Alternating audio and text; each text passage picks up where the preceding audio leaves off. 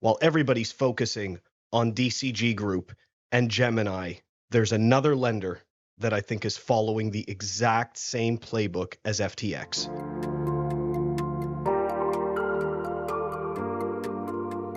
Crypto lender Vault seeks to end Nexo's purchase agreement after rejecting revised offer. So keep in mind, Vault owes approximately $400 million to its retail base.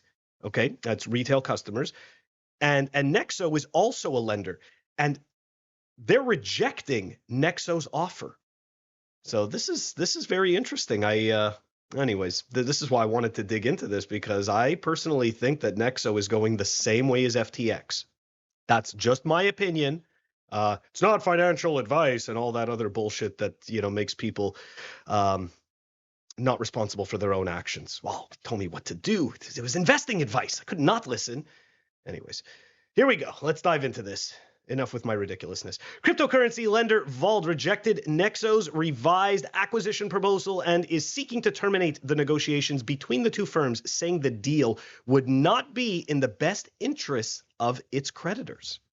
The two firms started talks in July after Vault suspended all withdrawals, trading, and deposits on its platform and filed for creditor protection in Singapore.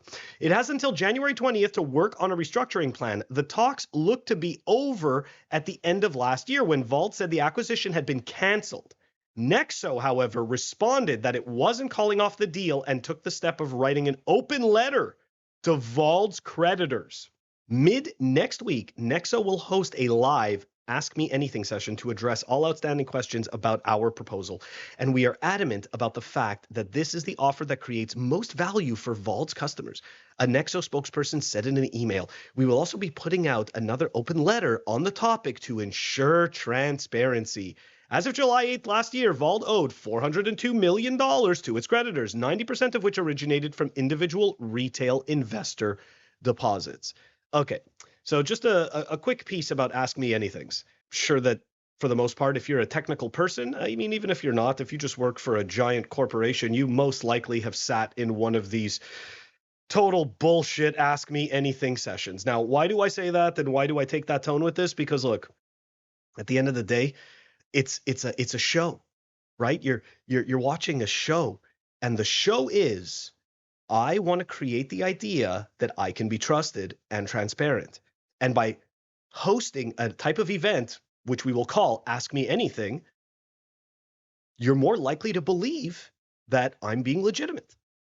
But you see, in an Ask Me Anything, I don't have to answer your everything. I don't have to give you an answer that even makes sense. I could just be vague. And to be perfectly honest, you'll have no choice but to take it. And then it'll just move on to the next question, which is literally what happens, okay? I mean, it's a show. Ask Me Anythings are, although they are interesting, right? Although they are valuable in some cases, when you're talking about general businesses and when you're talking about high-level Ask Me Anythings, it's just going to be bullshit. They're just going to give answers that sound great. Anyways, of course, just my opinion. You can think whatever you want. I'm sure that some people have gotten some value out of these Ask Me Anythings, but I am going to suggest that this is just being done for show. Something I found very interesting is that Nexo went directly to Vault's creditors. Crypto lender Nexo canvasses Vault's creditors directly with a final takeover offer. Crypto lender Nexo sent an open letter to creditors of Singapore-based rival Vault, which it's seeking to buy. The letter sent Monday comes amid conflicting assessments of the acquisition process.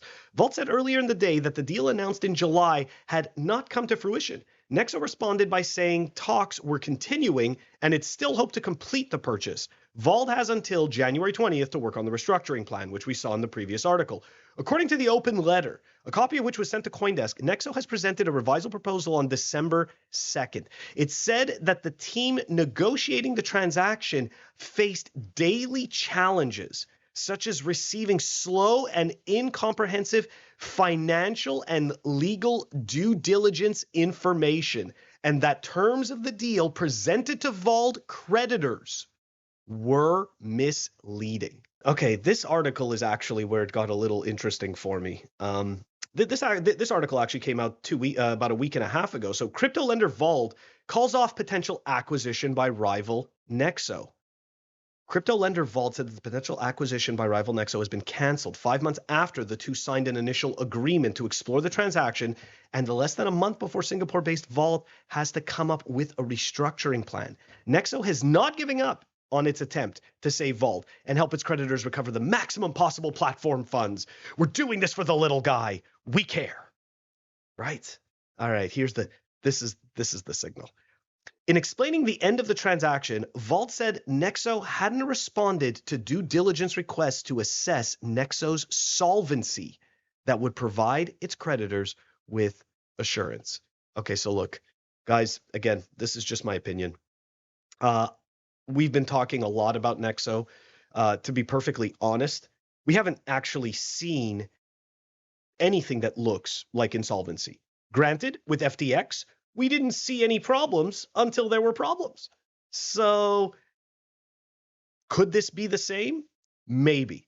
What I do find a little bit worrisome, is that they are indeed using the at least seemingly to me, the FTX playbook, right? Essentially what they're doing is that there is shade being cast on them, and they are essentially pivoting that shade away from them, trying to make themselves look as though they are the heroes of this scenario. Okay, like they're coming in and they're the protagonists. They are going to fix the problem, just like SBF and FTX was going to do for these other lenders, right? They were going to step in and they were going to help them out. And then all of a sudden, they couldn't keep themselves above water.